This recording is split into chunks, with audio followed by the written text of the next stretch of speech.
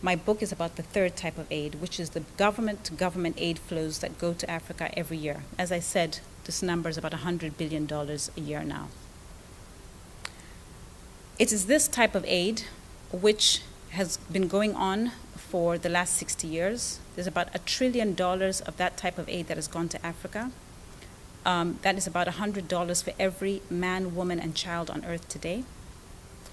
And since the arrival of that aid, we have seen steadily Africa's growth prospects decline. Our incomes have worsened in the past 40 years. And just to give you a picture, in the 1970s, 10% of Africans lived on less than $1 a day. It's less than $1 a day, living on $30 a month. Today, over 70% of Africans live on less than $1 a day. Something is clearly not working. And yet, people don't want to have the debate about why it is we have one method of development for the rest of the world, China, India, Brazil, Russia, even South Africa, and a completely different approach to economic development across the African continent. This is the reality. Let me outline for you my top 10 reasons why aid doesn't work. I was told that this is a very good way to outline them because of the David Letterman show. And then I changed my mind and I thought, if I give them all 10 reasons, nobody's going to go out and buy the book. So I'm going to just give you a little teaser here, and we can talk a little bit about it during the Q&A. The first reason why aid is not working, and by the way, this is a great intention. We want to help. Isn't this a good idea to give money to actually help? And I should actually say at this point that if I had been a policymaker in the 1950s, I probably would have been a big supporter of aid. We had just come out of the Marshall Plan, post-World War II. The Marshall Plan was $100 billion of money that was sent from the United States to European countries to help in reconstruction of those countries. If I had been there, having seen the results, I probably would have been one of the biggest supporters of aid. Remember, ladies and gentlemen, that the idea of aid transfers at that time was very simple. We're going to give aid, and aid is going to lead to investment, and investment will lead to growth, and with growth, we'll have a reduction in poverty. Very simple. But what we have actually seen 40, 50 years later is that while aid has increased over time, we've seen growth go down, and as I outlined for you earlier, we've seen poverty statistics increase. What is the reason for this? The first point is if you went outside right now into the University of Richmond and polled 100 people and said, why do you think it is that aid is not working in Africa? I would guess that most people would say corruption. I put this as my first reason because I'm not going to spend much time on it. I think a lot of people accept the fact we see the headlines regularly on how monies are stolen across the African continent. Some of my critics have said to me, oh, but that's an old story. Unfortunately, it's not an old story. It continues today. My own former president this year has been embroiled in a scandal, having stolen millions of dollars, which were diverted to Switzerland, of course. Next door to Zambia is Malawi. Their former president, as we speak, is embroiled in a scandal of having stolen about $15 million in a corrupt manner that was earmarked for HIV/AIDS. So the whole notion of corruption is very alive and well. If you don't believe me, every year Transparency International, which is an NGO, ranks the world's all countries by what they call the Corruption Perceptions Index, CPI. Consistently, African countries are at the bottom. Consistently. Highest corruption. A few Asian countries thrown in there as well for good measure, but by and large, we've got that section covered. How is that possible? Well, a lot of the money that's coming in pools at the government level. The money's taken away. Nobody's held accountable. So I'm not going to spend much more time on corruption, but needless to say, the aid flows coming into Africa are contributing, absolutely so, into the corruption that we see across the continent. Things like inflation, the debt burden. These are things that are very well documented by agencies such as the World Bank and the IMF, very clearly documented as part of the artifact, part of an outcome that emerges in an aid-driven society. Dutch disease. Some people in here, some economists might be familiar with this concept. The idea of Dutch disease is very simple. We have small economies. My own country is just 10 million people. Flooding our economy with US dollars means our domestic currency becomes very strong because it's scarcer. And that means nobody wants to buy our goods because it becomes too expensive. It kills off domestic demand for African goods. Nobody wants to buy goods from countries where it's too expensive. People lose their jobs. They're out of work. There's more poverty. And with more poverty, we get more aid money. So there's a vicious cycle that emerges. The fact is also well documented that aid contributes to killing off entrepreneurship. I love having this discussion in the United States because this is the home of entrepreneurship. It's amazing how many ideas and innovations come out of the United States.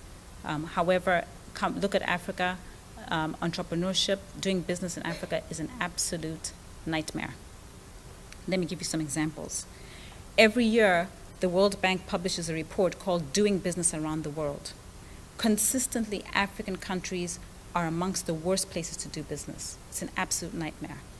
Whereas in places like Australia, it could take a day or two to get a business license, there are countries in Africa where it can take up to 2 years to get a business license. Does that sound to you like our governments are interested in creating jobs, in creating a system for opportunities and entrepreneurship? It doesn't to me. And the reason is the governments do not rely on tax revenues to stay in office. They rely on aid. There's also a growing literature that links aid to civil wars and civil unrest. I don't know if people know this, but this year alone, Africa has about 53 countries. This year alone, we've had 4 coups d'etats. That's 4 overthrows of African governments in this year alone. And my parents remind me that we haven't even got to December yet, so I shouldn't get too comfortable. Also, people should not forget that there's been more civil unrest and civil war in Africa in the 1990s than the rest of the world put together. What's the link to aid? The link to aid is that most of the money in these economies pools at the state level. You don't have a burgeoning private sector where people can go and steal money or create wealth in other ways. So you constantly have factions trying to overthrow the government so that they can sit in power and capture the gold, capture the wealth, which is coming in the form of aid. By the way, there's virtually no penalty for that type of behavior. As we know, there are a number of countries in Africa where the president has been in office for 40 years, 30 years, 20 years, very common. And even places like Zimbabwe, which are criticized in the media in the West constantly, people like President Mugabe has received not only aid money from the United States and Britain over these last 10 years, but you continue to maintain diplomatic relations with the Zimbabwean government. There's an American ambassador who lives in Zimbabwe, as is there a British High Commissioner. So the notion that somehow the world is actually riding to the rescue is absolutely false. In the book, I talk about $300 million, which has gone in aid to Zimbabwe, to the government in the last few years. And that's come from the US government and the British government. It's from their data, it's public information, so you can check it on yourself. If there's one thing, you can ignore everything else I've said, by the way, but I hope that when you leave here, if there's one thing I would hope that you would remember is what I'm about to say now, which is an aid culture disenfranchises Africans. There is a reason, ladies and gentlemen, that you rarely see Africans on the global stage, including our presidents, going around and explaining what is happening on that continent. The fact that we think as a global community that it's okay for celebrities to attend G20 meetings, to attend the IMF and World Bank meetings is laughable. Americans would never tolerate Mick Jagger or Bruce Springsteen talking about the housing crisis while President Obama doesn't say anything. And yet, that is the world you've asked us to live in. We stand in the hot African sun electing our leaders, and yet the world does not care about what African leaders have to say, which is why you never hear from them. You'd much rather hear from the celebrity culture, which I think, unfortunately, although they have a big following, tend to rely on the negative stereotypes of Africa. I actually wouldn't be so critical of them if they used their platform in a positive way. But instead, they continue to perpetuate a very negative image, which a woman in Kenya said to me, how do you expect us to raise young Africans to be great citizens of the world when you're constantly telling us that we're not good enough, we're too poor, we're not smart, and we're not equal partners on the stage of the world? It's a valid point. And just in the same way that psychiatrists or psychologists would tell you that telling a child constantly that they're an underachiever is not a good thing, you've constantly for 40 years told Africans that they are not equal partners on the global stage, that they underperform, they're a drag on society, and you continue to portray our children on television in the worst way. There's a saying in the United States around the Boston Tea Party, which is that there's no taxation with representation. In Africa, we have what I call the reverse Boston Tea Party. We have no representation because there is no taxation. As I said earlier, in the United States, you hold your governments accountable because they know that there's a symbiotic relationship. They have to please the American people because the tax base comes from the American people. In Africa, our governments spend virtually all their time courting and catering to international donors because they can live or die in office because of those donors, not because of what the African people think. As I touched on earlier, things like education and healthcare, infrastructure and security, what we call public goods in economics, are provided in Africa not by our governments, but by the international community. And here I'm going to give you a specific example. My country has 10 million people. 1 in 3 Zambians is HIV positive. By all standards, it's an epidemic, and we should care. And yet, 95% of the infrastructure around providing drugs, around helping Zambians to get on antiretroviral drugs and providing clinics and so on, is done by USAID, which is the US government. And actually, you should be proud of that. But as a Zambian, I'm deeply concerned because the United States government has its own problems. 1 in 10 Americans is out of work. You yourselves as a country are borrowing from China. You have demographic issues, you have healthcare concerns, and you're asking me as a Zambian citizen to basically hitch the whole healthcare system in Zambia onto a country that has a financial crisis of its own. That is not long-term sustainable. And it's that type of issue that my book is really trying to alert us to. Okay, so now having depressed you completely, I'm going to give you a bit more good news, good news. The good news is that there are alternative ways of financing development. As I said earlier, we live in a time when we have so much evidence, over 300 years of evidence on what works, what creates jobs, what creates wealth. I liked President Obama's inauguration speech where he said something to the effect of, we should not forget that the free market system is still the best system at creating wealth, and it's also still the best way of creating freedom. It is clearly not perfect, as we've learned in the past 18 months, but we should not throw the baby out with the bathwater. And unfortunately, where Africa is concerned, we are not applying what we know as global citizens to be the toolkit that can actually meaningfully change things forever. What does this toolkit comprise of? Things like trade, things like foreign direct investment, microfinance, remittances, savings, taxes, the things that you use, your governments use to finance economic development, to finance job creation in the United States, in China, in Europe, are not the tools that you are suggesting that we use. Let's take trade, for example. It's a very well-known fact that Africa each year loses between $300 and $500 billion in export earnings because of subsidies. So the American government has chosen to protect American farmers, and frankly, although as an African it hurts me, I understand that. And I would hope that African governments also fight and work on behalf of the African people, which is why I think it's an absolute waste of time for African leaders to spend their time going to the WTO, having big arguments about the American economy opening its markets to African goods. And instead, we need to spend our time focusing on new regions in the world that actually want African produce, China being one of them. There are about 1.3 billion people in China, 7% arable land. China desperately needs food.